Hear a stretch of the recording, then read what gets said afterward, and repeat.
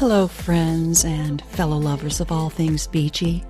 Welcome to The Beach Speaks, the podcast that shares stories about the beach and our connection to it. I'm your host and beach lover, Paige Friend, helping you reconnect with the beach, return to your soul, and reimagine your life. So grab a cool drink, relax in your beach chair, stick your toes in the sand, and enjoy this episode of The Beach Speaks.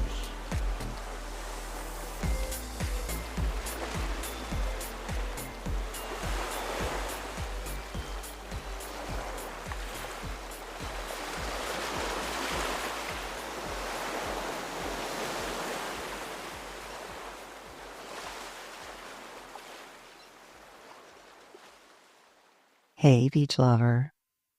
My guest today is Michelle Cleveland, author of Steps in the Sand, How to Help a Grieving Friend. In this part memoir, part guidebook, Michelle weaves her painful lived experience with grief and loss together with practical advice for anyone who wants to support a grieving friend. Things like, what do you say or not say? What do you do or not do? We want to be helpful, not hurtful. In 2016, Michelle endured the heartbreaking loss of 2 out of her 4 children to suicide. Although our conversation is more about the beach and how it relates to the grieving process, there is mention of suicide, so please, if this topic is difficult or triggering for you, be mindful to stop. Take a self-care break whenever you feel it's necessary. The beach and I are here for you. But before I go any further, I wanted you to hear Michelle's poem that became the inspiration and framework for the book. It's called The Beach.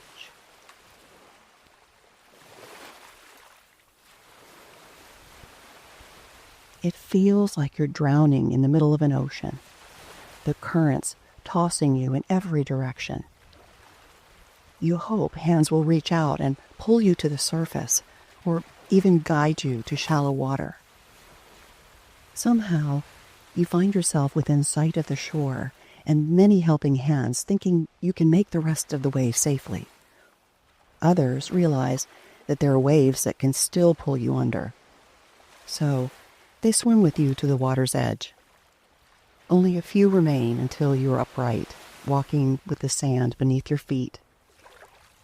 In those early days, waves still catch you off guard and knock you down as you move further from the water. Bit by bit, you make your way along the beach. But as the tides ebb and flow, waves, large and small, still launch an assault. You never know when they're going to hit. You just know they're out there. You hope others will take steps in the sand with you from time to time, but you realize you will never leave the beach.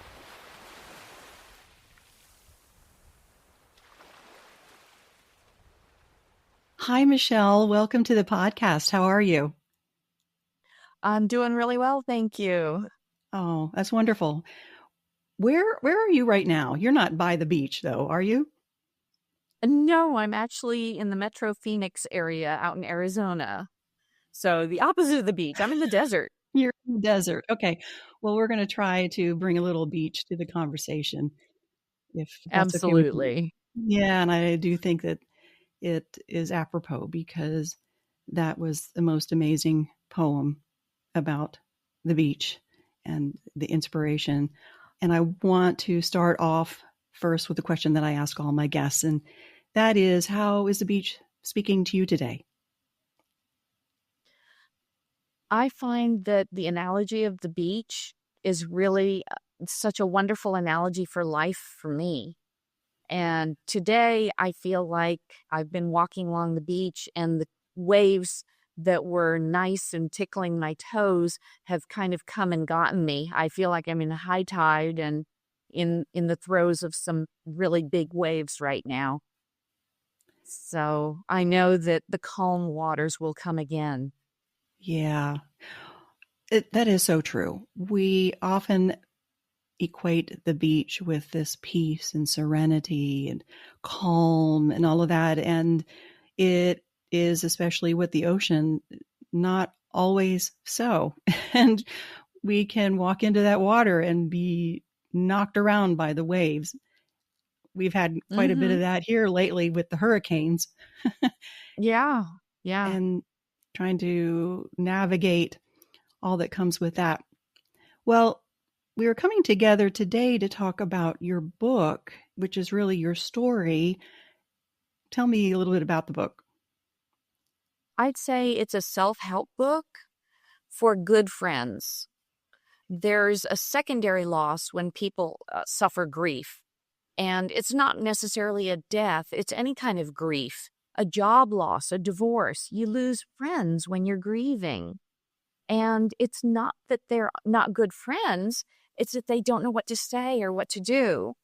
And through my grief journey, I heard lots of this suffering of the secondary losses from other people who were in the similar situation as myself. And I had been encouraged to write a book, and I thought, I don't want to just write another book on the same topic. What can I do that will contribute? What will be helpful or useful? And I came up with the concept of explaining to people how they can be helpful, how they can be for friends who are grieving, how they can step up and not feel awkward. And that sometimes it's okay to feel awkward, but just be there, and that will mean the most. Mm-hmm. And how did you come up with the idea of that analogy with the beach? Did you write this poem for yourself to describe your grieving process, or did you write it as a inspiration for the rest of the book? I'm just curious, where in this process did this beautiful poem come out? Well, it came out during my early grieving process when I tried to explain to people what it was like and to help people understand what it's like to lose someone in that way. And I'll go ahead and share if it's all right. I lost two Mm-hmm. sons to suicide back in 2016, and that was pretty traumatic and a big loss. And I joined a group of other survivors, and I would hear from them, my friends are telling me to move on. Friends are telling me it's time to get over it. And I thought, there's got to be some way to explain that your life is permanently changed. Mm-hmm. And so, how can I explain this change in life and how it impacts you the rest of your life? And how to explain going through the initial grieving phases. And somehow, just the ocean and the beach came to me. And so, I wrote out at first just a basic description, and it grew into this wonderful poem with the help of my editor from my book. I love it. I love it. Can we rewind back? Because obviously we need to go into your son's story and how you navigated all of that. But I was interested in your family history. Yeah, so I was born in Prague, and at the time it was Czechoslovakia under the communist regime. And my parents made the decision to risk our lives and our future to escape to freedom, because under the communists, there was no freedom. And it was a constant fear that you lived in, that you would do something or say something and be turned in by your neighbors, by coworkers, and you would be hauled off to the gulag. It was a constant fear over your head, and you didn't get to choose what you wanted to be in life. When my mother graduated from the equivalent of high school, she was told she could be a bricklayer or stay home and be a housewife. Mm, And, you don't get to decide your fate. You're given what you're supposed to be as part of this machine. yeah, yeah. And you can't speak your mind for risk of consequences. That in itself, I mean, is probably a foreign concept to many people here in the States because we hear about that. We've heard about that for decades, but few of us have really experienced that. And so that's why I wanted to bring that into the conversation because what I was thinking of was there in terms of grief, I mean, there was certainly a lot of fear in your life. I mean, fear for your life. And did you have family members or people that you knew that had actually gone off to a gulag or there's grief in losing people that doesn't have to be that they have actually died. No, I totally get it. So my parents, luckily, neither one was taken away. But one night, my mother was expecting my father home for dinner, and she happened to look out the window, and she saw this black limousine come flying down the street as Dad was walking down the street. Two men got out, said something to him, grabbed him, threw him in the limousine, and streaked off. That's And like out of the she movies. recognized it was the equivalent of the KGB. In Czech, it's the STB. And they had grabbed her husband. And she thought, okay, now I'm a widow. I'm, fate unknown for my now former husband. Mm-hmm. Luckily, it turns out that there had been an accident a little ways away, and somebody had said Dr. Lintimer lives down the street. A little boy had been hit by a car, and they went looking for Dad, and they grabbed him to go save the boy. Wow. But in that moment, in that climate, Mom thought she had lost Dad, that she was now a widow. Yeah. Yeah. And who can prepare for that? Yeah. You have it And hanging over your head every day. You mm-hmm, don't mm-hmm. know when someone's not going to come home from work. Yeah. Well, you made it to the States, right? Yeah, we did. We spent about a year in Italian refugee camps as we waited for our sponsors to be able to prove our value to America, as my dad was a doctor. So they had to prove that he would be of value to America to get citizenship. So we were Mm. granted asylum visas, and we started the process to become American citizens. Wow. Wow. So generational trauma is what I brought to my mind so that when you happen to come across these tragic events in your life, I was just curious how that might have informed you and the process. However, let's go a little further. You were married to an Army officer, right? Right. Yeah. I married my college sweetheart. He got his commission from ROTC, and we got stationed first for his school at Fort Knox, Kentucky, and then our first duty station was Erlangen, Germany, in the Nuremberg community. And we lived there for 4 years. And after that, we started traveling around the U.S. to different duty stations. And you ended up having two boys, two 3 sons. boys, actually. Three. That's right. Three. We Yeah. ended up Yeah. with 3 and the princess. So we thought we were just evening out the teams and we were going to have another boy because we figured we don't make girls. We'll just have another boy. And we found Right. out it was going to be a girl, and we were rather shocked. We said, wait a minute, we don't make that flavor. Are you sure? And so sure enough, we got a girl. Oh, well, I'm relating this to when I don't talk about this on the podcast much at all. My experience as an Army spouse way back in the day and having 2 children. We had a boy and a girl. But when you're an Army spouse, for me, it was very difficult to have my own thing, my own career. Or, I mean, I've certainly loved being a mother. We were in a state of deployment and we were moving Mm-hmm. around a lot. So it's difficult Yeah. to start a job and then continuing it because then you're picking up and Yeah. leaving. So did you encounter any of that sort of thing when you were a mom? Well, I was actually lucky to to encounter Mary Kay Cosmetics because it's mobile Oh, and it's something wow. you can pick up and slow down as you need to. You can pace yourself as the different ebb and flow of the tides in life. You can pick up your business depending on where the children are in their lives and where you are in the cadence of deployments and training activities and things for your spouse. Mm-hmm. So I found that was a really good fit for me. That was something that was just mine. Yeah, Though yeah.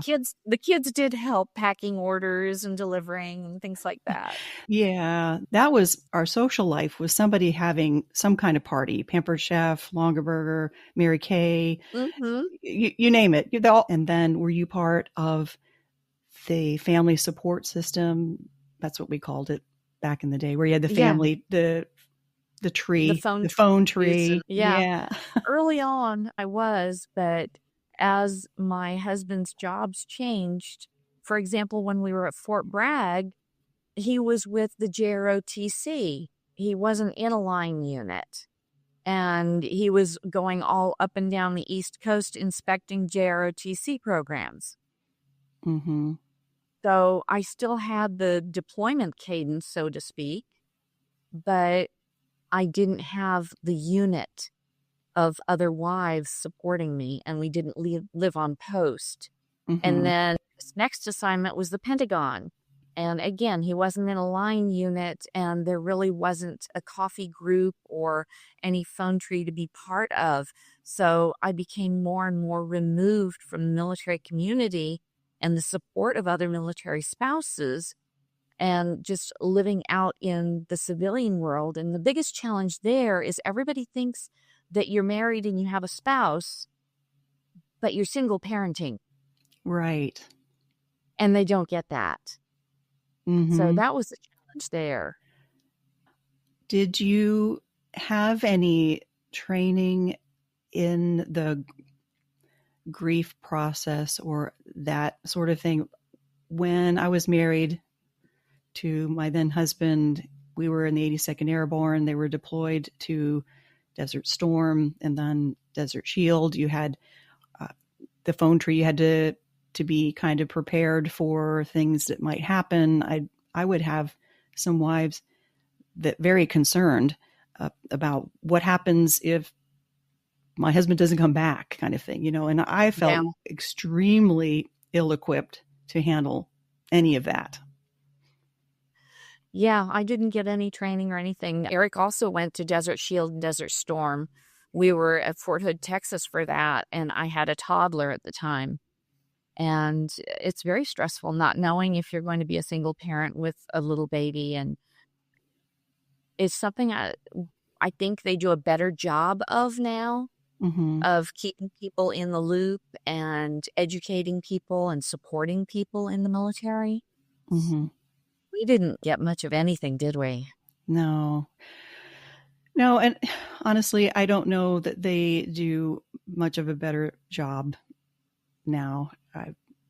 My daughter is married to an Army officer and has Oh, found. my son's an Army officer. No, okay. they're in uh, they're in Tacoma, Washington right now. He's in the engineers. So Oh, okay. yeah, My son is in Fort Riley, Kansas. okay. Spent some time in Kansas, Fort Leavenworth. We were there for 1 year for one of those random Oh, schools yeah. that one goes to. Interesting that your history comes from Prague, because my daughter, that was the one place that she really enjoyed visiting. They were in Germany for about a year and a half. They would always go to Prague because she said, "Oh, Mom, it's such a beautiful city." And it's so difficult to think of places. The history behind some of these places are really not so beautiful. Yeah. Well, Well, let's get, I'm a little biased. Prague is the most beautiful city in the world. and you're allowed to think that way. I guess why I was interested in hearing about your experience as an Army spouse and what kind of training you had, and when you're in a group that at least you can kind of commiserate while they're all deployed and they're gone and you're all having to handle all the things. Tell me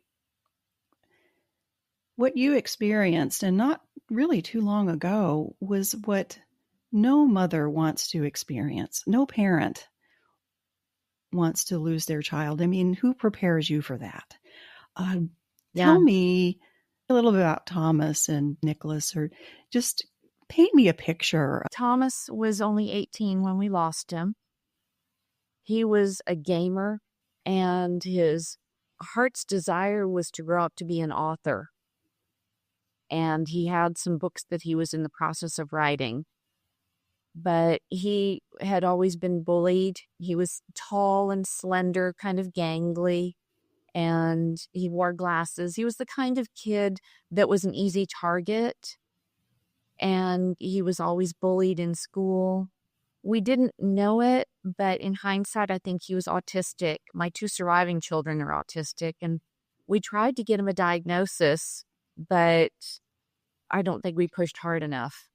And over the years, we would see sometimes that like a cloud would pass over him, and we would think, oh, we really need to get him into counseling. Something's not right. And then he'd be okay again. He'd be fine, his old jovial self. But he wasn't fine, and he was struggling. And he barely graduated from high school. We didn't know if he was going to graduate until the day of graduation, midday. He just was terrible about turning in assignments. He wouldn't turn them in. He'd do them, but he wouldn't turn them in. He just didn't see the purpose. That sounds very much like someone on the spectrum, for sure. Yeah. And then he found it was very difficult to get a job. He struggled with that. And he finally got a job, but they only hired him seasonally, and they let him go in January. And he was so embarrassed. He didn't want anybody to know he lost his job. And so he would leave every day as though he was going to work and go hang out at a bookstore. Oh. And then he'd come home in the evening as though he had just come home from work.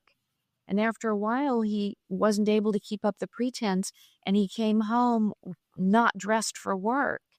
And that's when we asked him, hey, what's going on? You're not dressed for work. And he had to finally fess up that he had lost his job. Oh, that's heartbreaking. Yeah. It was terrible. And we got him enrolled into an internship program.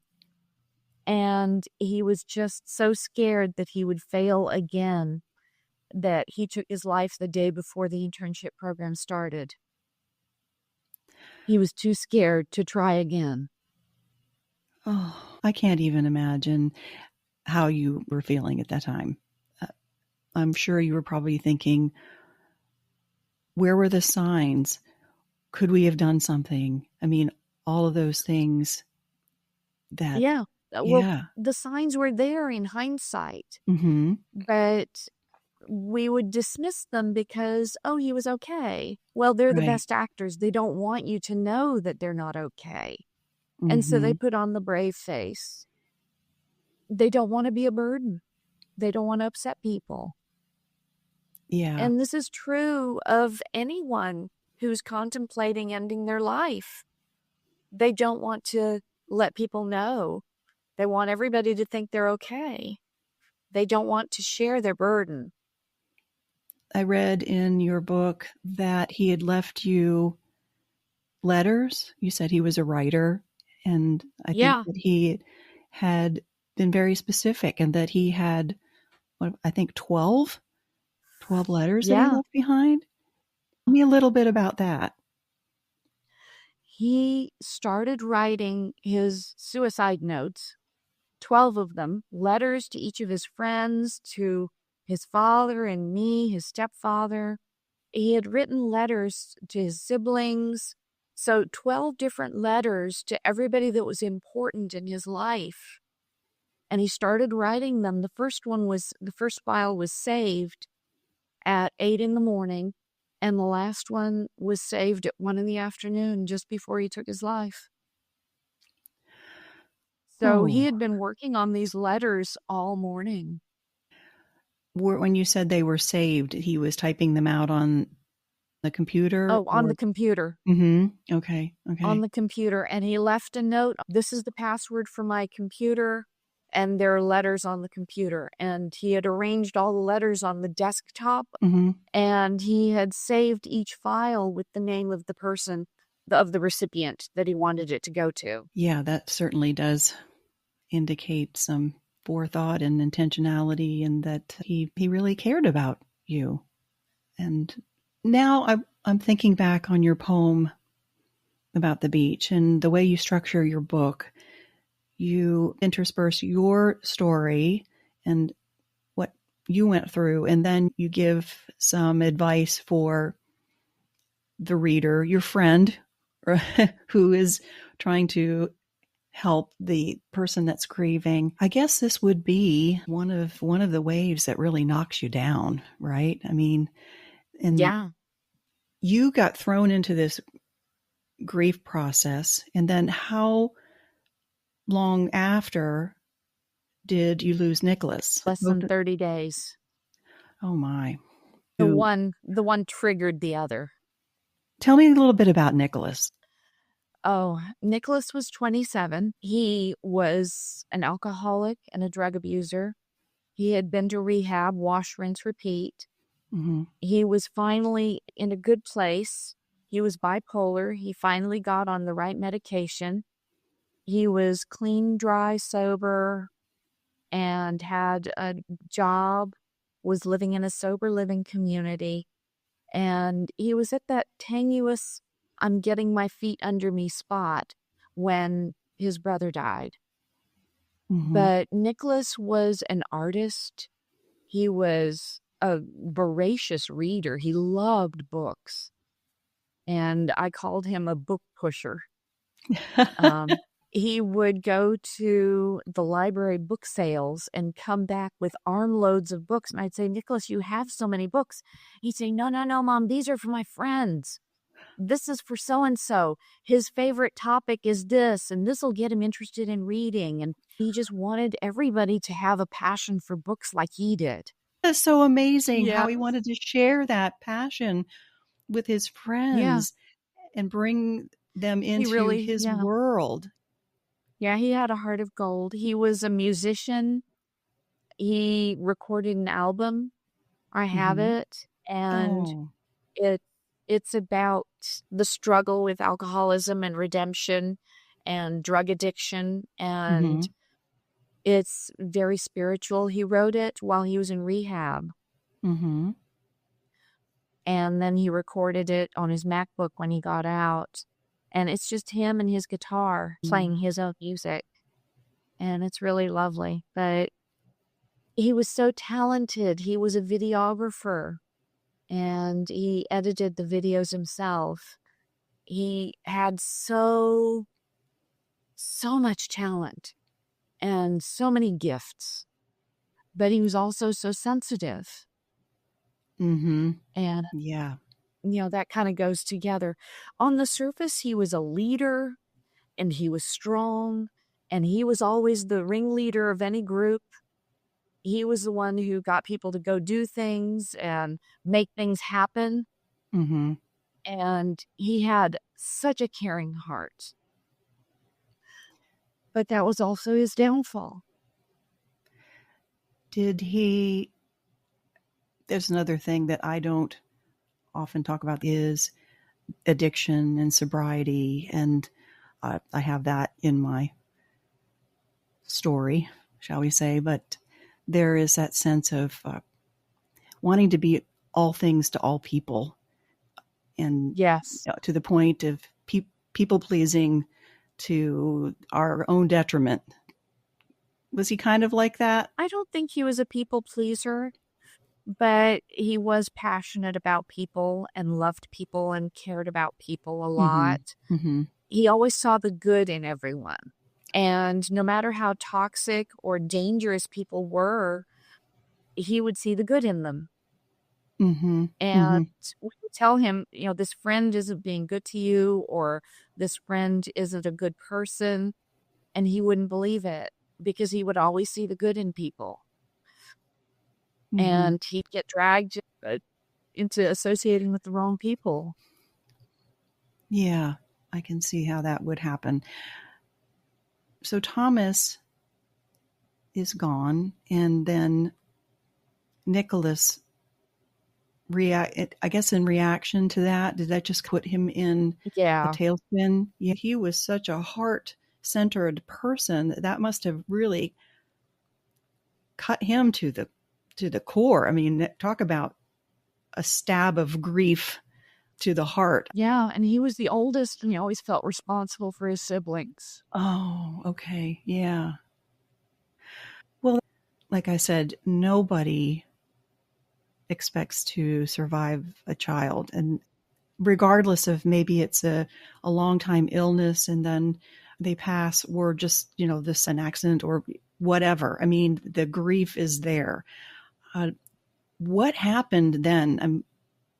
What did you do? Here are two tsunamis, not just waves, but you had two tsunamis just come at you, one right after the other.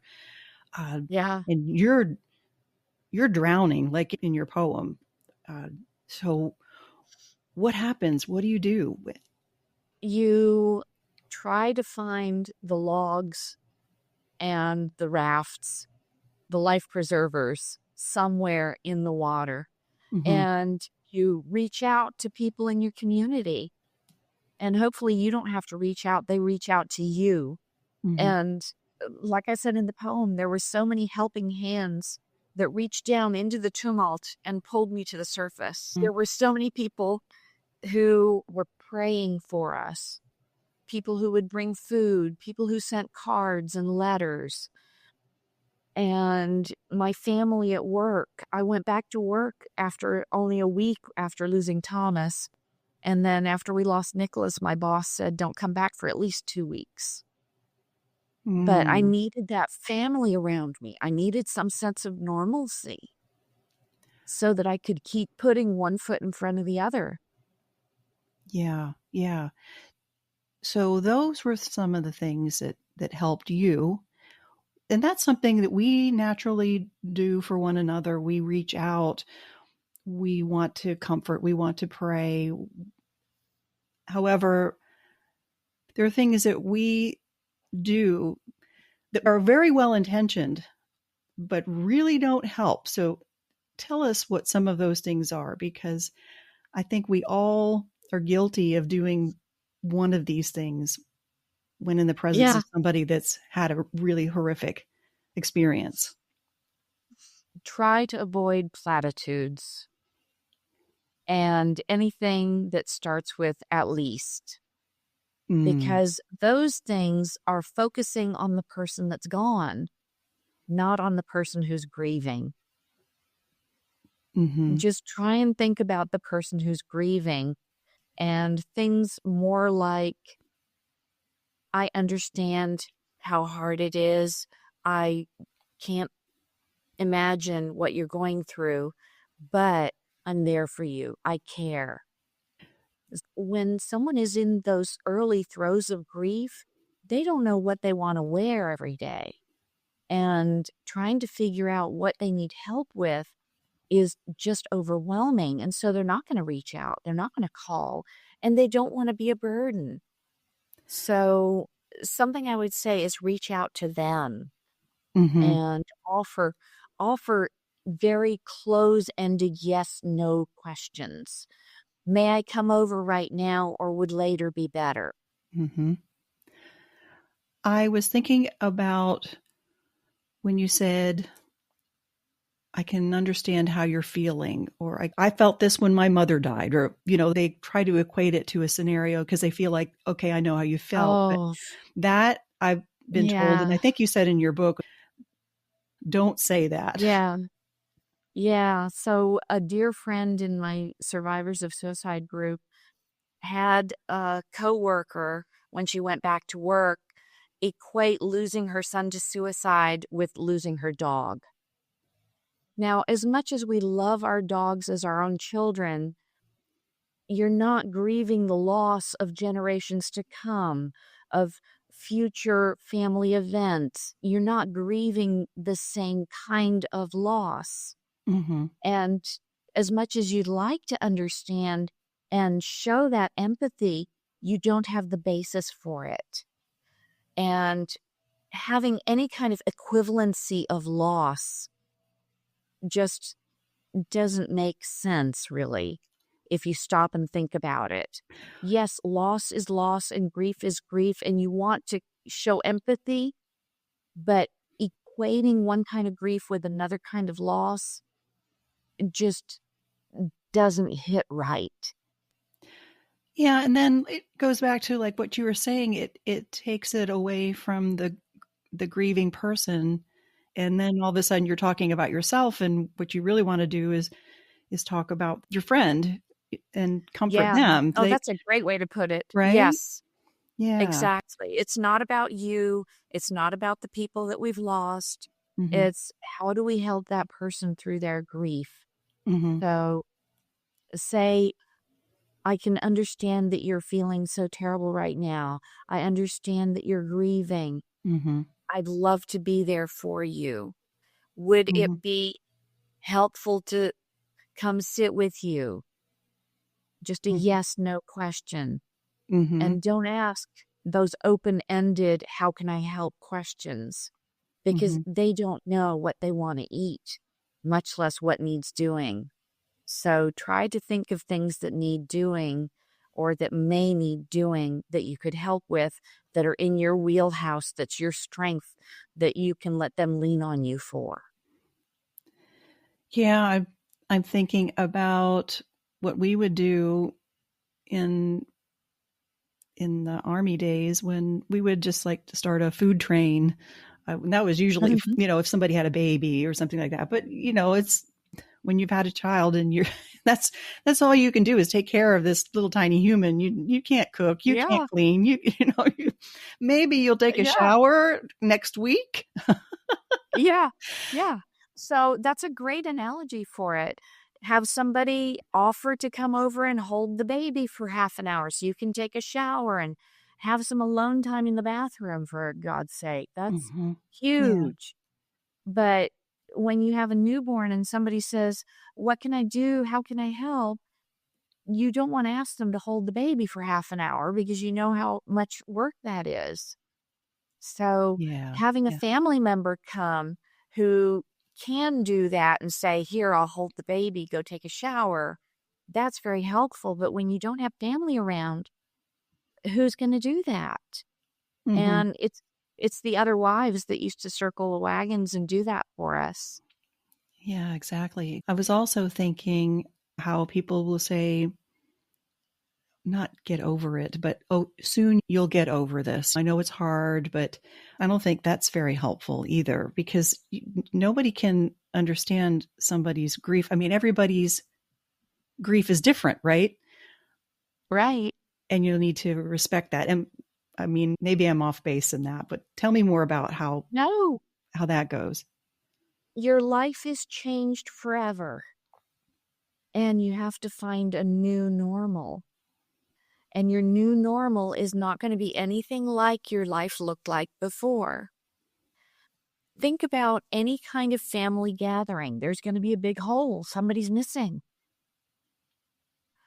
Think about when one of your other children has children. It's a reminder that you're not having grandchildren with this other child. Everywhere, in every aspect of your life, something as little as phone calls on holidays.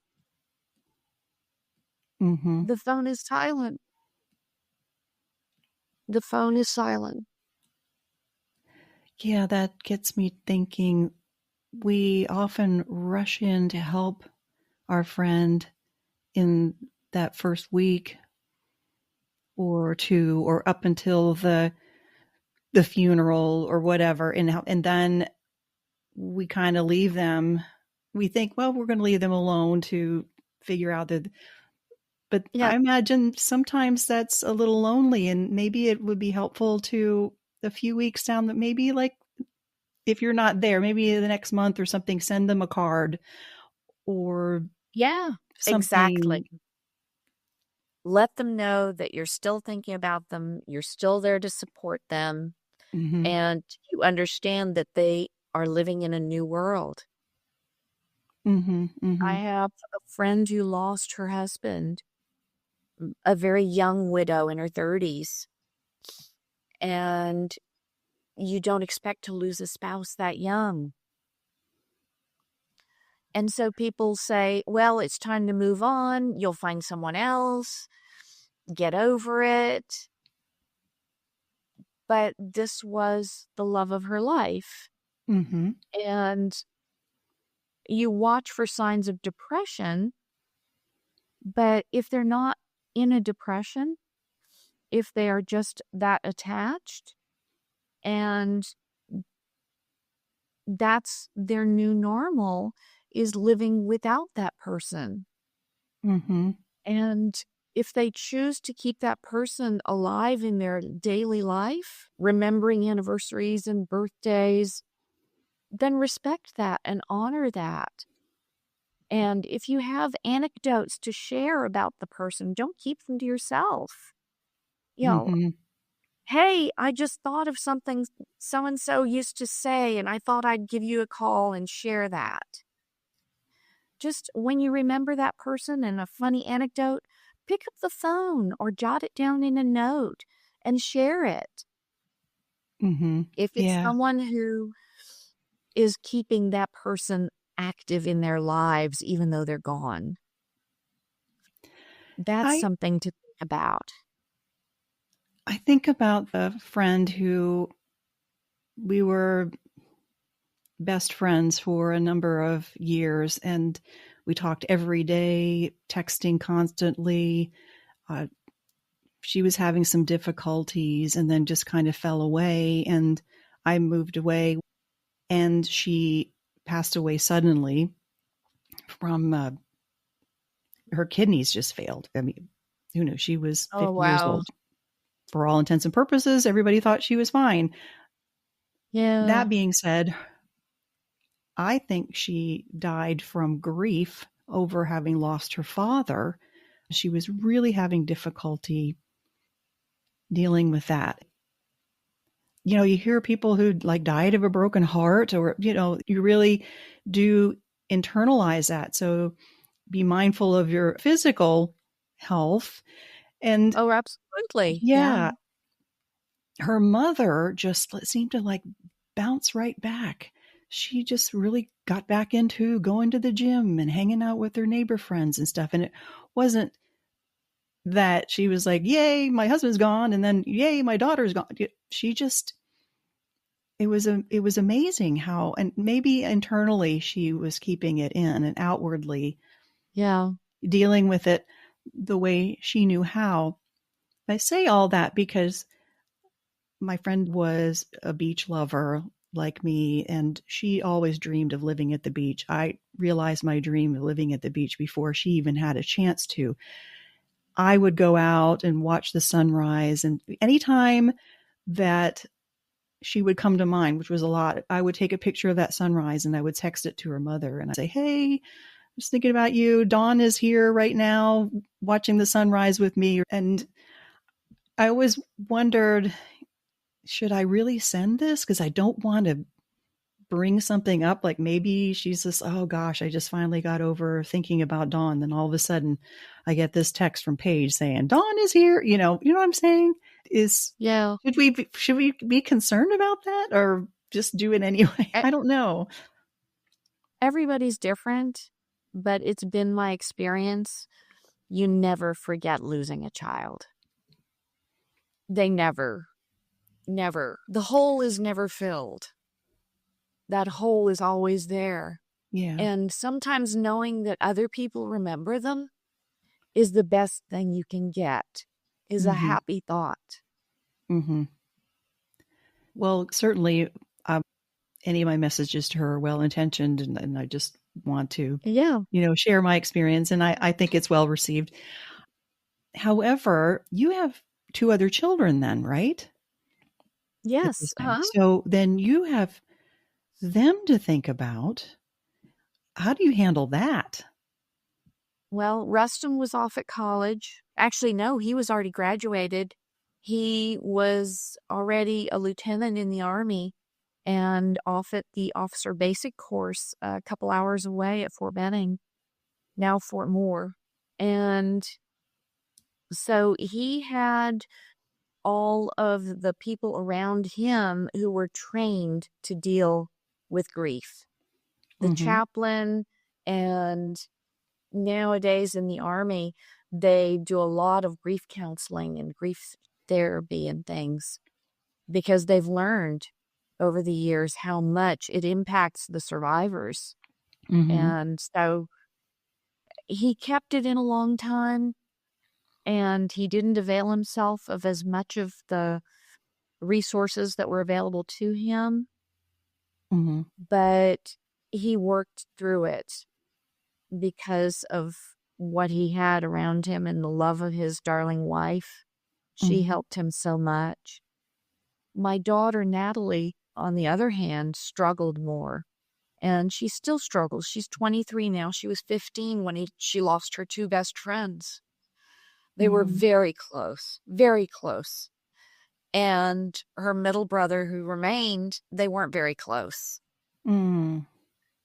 So that was really hard. And he tried to step in the breach and reach out to her more frequently. And now it's been long enough that they've developed a closer relationship, but they didn't have that relationship at first. It was the brother she was close to that she lost.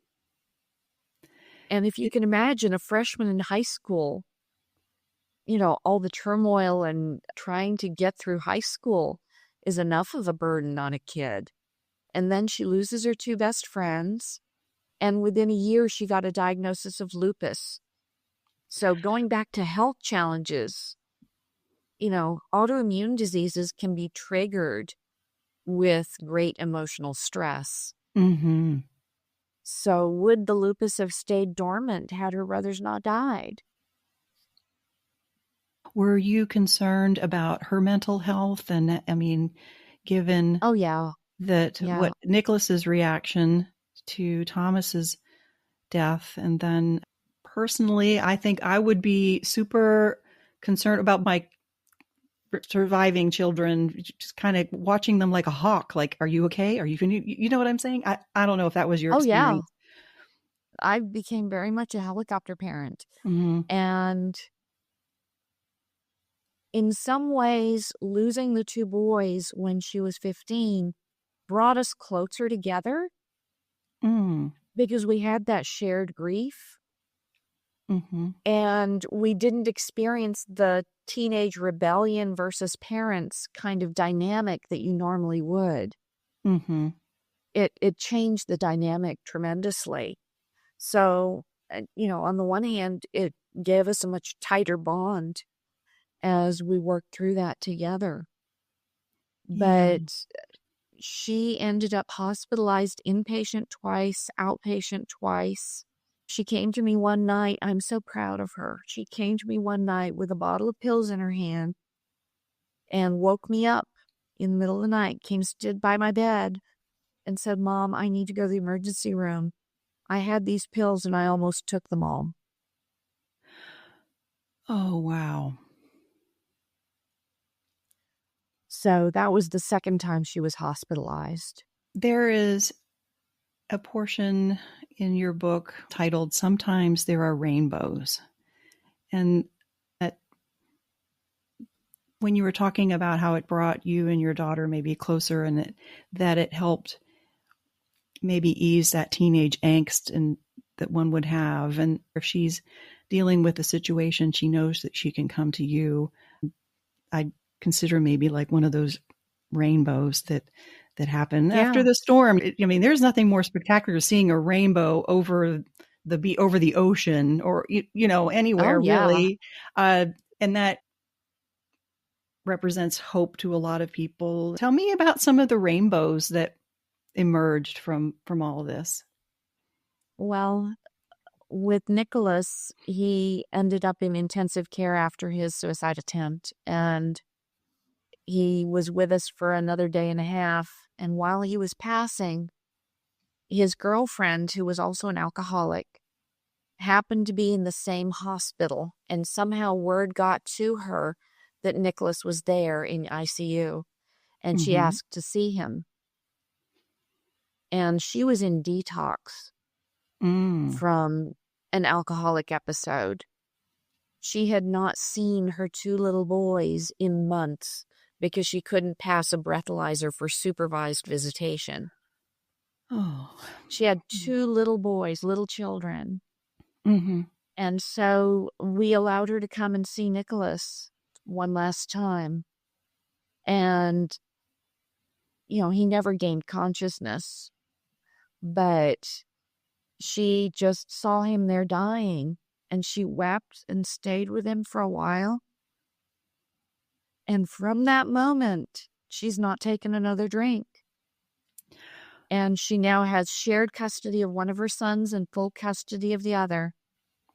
Mm-hmm. These little boys got their mother back. She turned her life around, has a good job, and she's now happy, healthy, and living a good life because of Nicholas.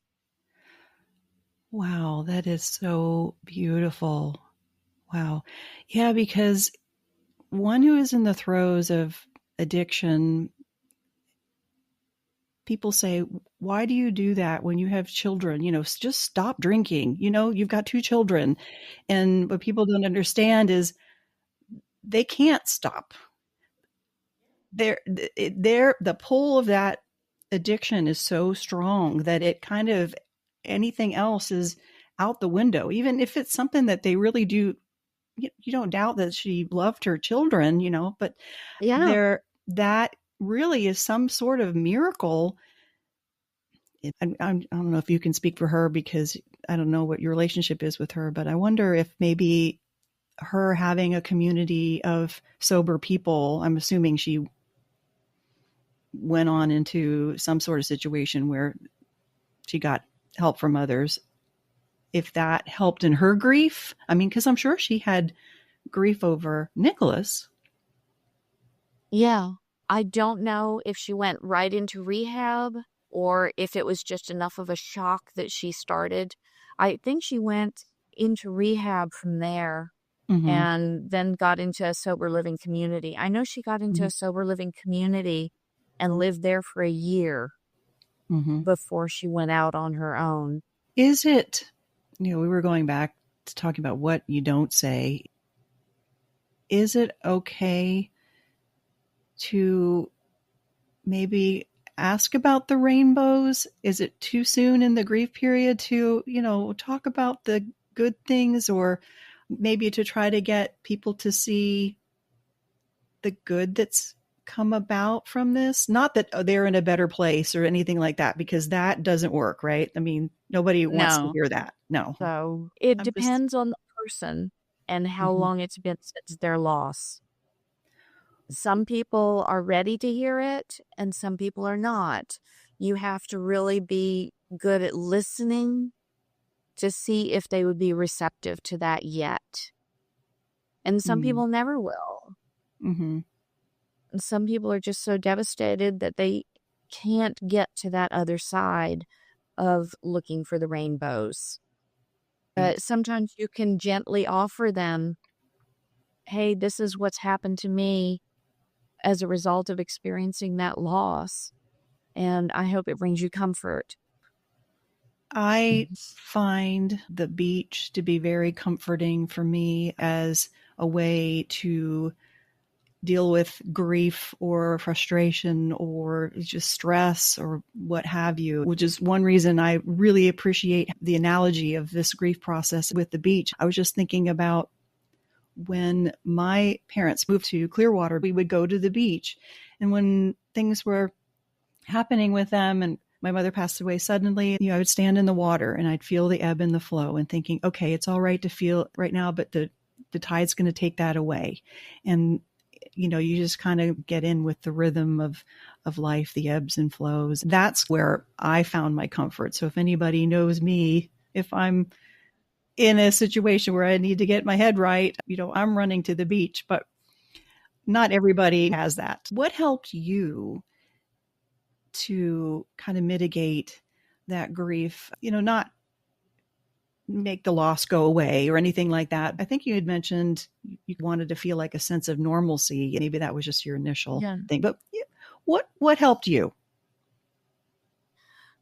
The biggest thing was my friends and my motorcycles. Mm-hmm. It was so helpful for me to be able to just get on the bike and go out in the countryside. And that's where I could cry and scream in my helmet and nobody would call the police. And just really let my hair down and let it all out in a safe space. And then I could go out into the countryside or onto a challenging road. And if you're on a road with a lot of twists and turns, you have to really focus. It's a real Zen kind of thing. And it's almost like meditation. You can't think about anything else. You have to really focus and be 100% present in the moment when you're on a really challenging road. And so I found that really helpful, that way to find peace and take myself out of the pressure cooker of all the grief, just get a reprieve for a while. And that was really helpful. One other thing that comes to my mind that you spoke about was purpose. How does that fit into the process and how we can help somebody who's grieving, or how that person can understand their grief? What does purpose have to do with? It depends where that person that they lost or where that type of loss fits into the puzzle of their lives on the grander scale. So, for example, someone who lost their job, that might be tied in with their identity. Like Thomas, when he lost his job, he felt that he failed and that he was a failure. He didn't have purpose beyond that. He didn't see a continuing purpose. For a mother who loses the youngest child or only child, her role in life is gone. She's no longer Joey's mom. She's no longer the soccer mom that everybody comes over to the house to hang out. That role has changed, and she has to redefine her purpose in life. And so helping them find new purpose if the loss really takes away from their purpose. For me, initially, I had 2 other kids. I had to keep a roof over our heads. I had to put food on the table. So that was initially my purpose. But once she left the nest, what purpose did I have? Well, I had what I learned about resiliency. And I felt a need to share that and help others. I've started a nonprofit now because I had the idea for a suicide prevention tool. And we're now in the fundraising phase for Project 24/7. And that's a big part of my why I keep going, is a nonprofit and sharing what I've learned about resiliency. That's finding a better why or a new why. New why. Right. Yeah, that was going to be my next question, was about Project 24/7. Tell me all about that.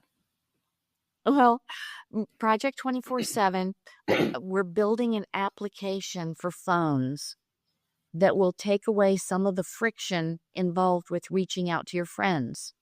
At every suicide funeral, you'll hear people saying, "Why hell didn't he call me?"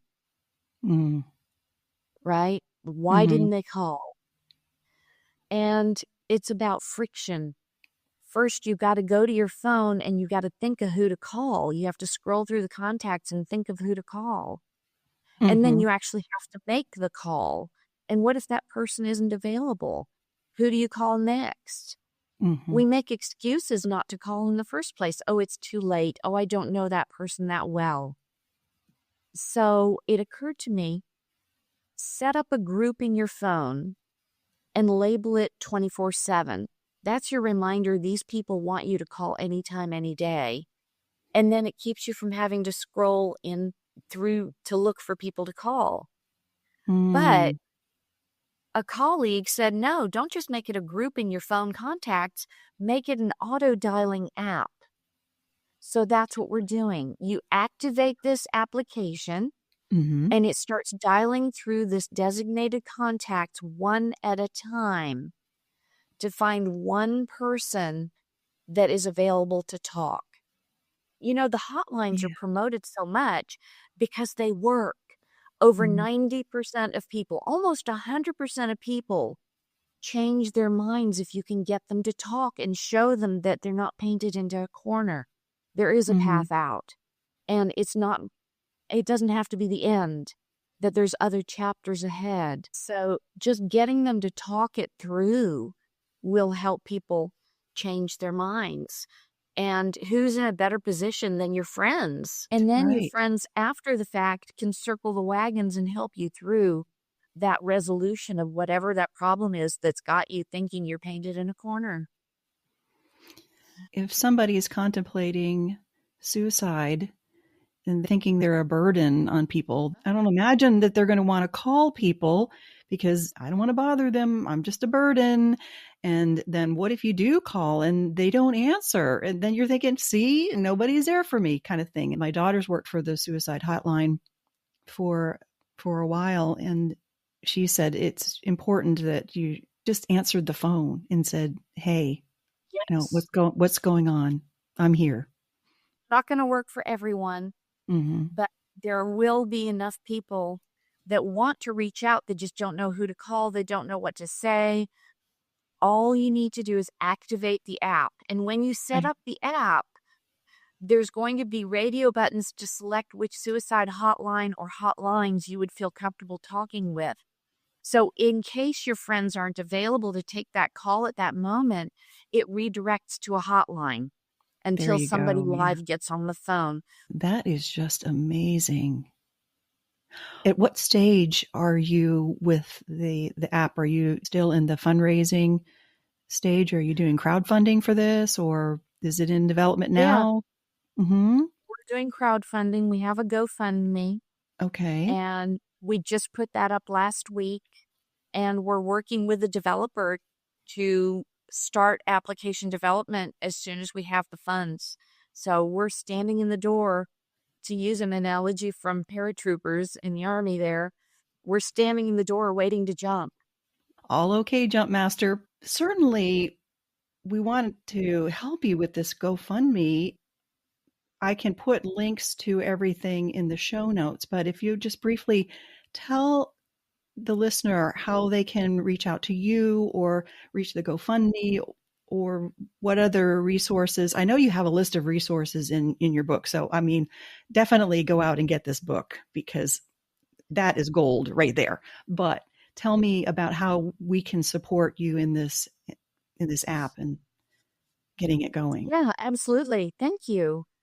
Project 24/7 is a website. It's the word project, the number 24, and the word 7 spelled out .org. And we're going to be adding the link for the GoFundMe on there, or you can just donate. Mm. If you just want a tax-deductible donation, please click the donate button and you'll get a tax-deductible receipt. We are a 501c3. Okay. And you don't have to go through the GoFundMe. You can just go directly to us, and we get every penny that you donate. We go through a special application called Zephy, Oh, and you can make an additional donation to Zephy to pay for the processing, but Zephy covers all the processing charges involved with payments that we receive from our donors. So we receive every penny of the donation. There's no processing charges. that's amazing. I haven't heard of that. That must Yeah, be so another nonprofit that supports nonprofits. exactly. It's a nonprofit that supports nonprofits, and it's called Zephy, Zeffy. Wow. Wow. Yeah. That is so helpful because it does cost money to process credit cards and, Yeah, it's you know, 3%. yeah. Most of them is 3%. And so if you go through PayPal, if you go Mm-hmm. through Square or Stripe, Mm-hmm. any of these that you go through, they're going to take a chunk. And GoFundMe, yes, does cost. Mm-hmm. They take a cut. So if you'll go directly to our website to the donate button, that'll help us the most. Wonderful, wonderful. Thank you so much for spending this time with me, Michelle. I know it's not easy. You said you're an open book, which is wonderful. However, you're talking about a loss that just is incomprehensible to most of us. And I really appreciate you sharing from the heart. I loved reading about Thomas and Nicholas and hearing the type of people that they were, because that helps us keep in their spirit alive and in our minds and our hearts as well. Is there anything that you want to share before we end this conversation? It brings to mind what you just said, a song by a band that I really enjoy. And the song is called Hold On to Memories. Mm. And it talks about how people are never really gone if we keep their memories alive. So share those memories and bring a box of tissues. Anytime you're with somebody who's grieving, bring a box of tissues with you. They may Mm-hmm. not need them, but it lets them know that it's okay to fall apart Mm-hmm. and you're a safe person to fall apart with. So bring a box of tissues. Perfect. Well, Michelle, thank you again for taking this time to chat with me. I am so glad that you found me. You were saying, I don't really know if what I have to say goes with what you're all about. And I remember telling you, oh no, we use the beach for any number of reasons. And your poem was just so beautiful. I really appreciate your writing that and using it as an analogy to the grief process. I think people, whether they love the beach or not, can relate. And remember, the beach is speaking. Are you listening?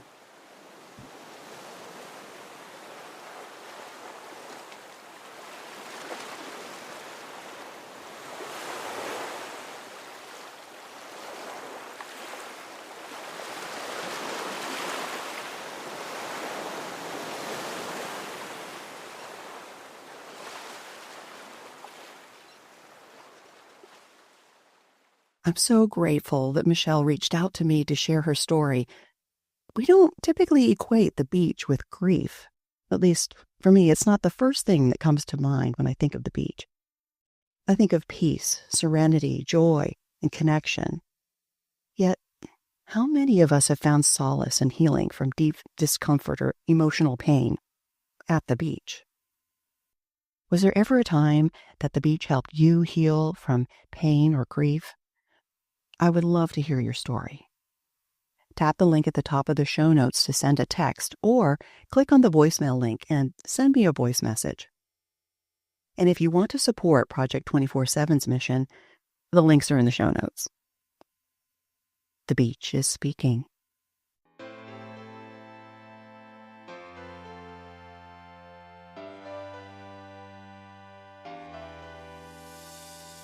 Thank you for tuning in to another episode of The Beach Speaks. If you enjoyed what you heard, please spread the beachy vibes and share it with a friend. Because, let's be honest, who doesn't want more beach in their lives? And if more beach is what you crave, go to thebeachspeaks.com and sign up for my newsletter. It's an easy way to stay in the know, collect some tips and travel hacks for your next beach adventure, and find out what I'm doing at the beach. And if you want to dive deeper into the ocean of support, consider becoming a Beach Speaks Patreon member. Your contribution helps keep the podcast afloat, and you'll enjoy some cool perks that only our Patreon family gets to enjoy. The beach is speaking. Are you listening?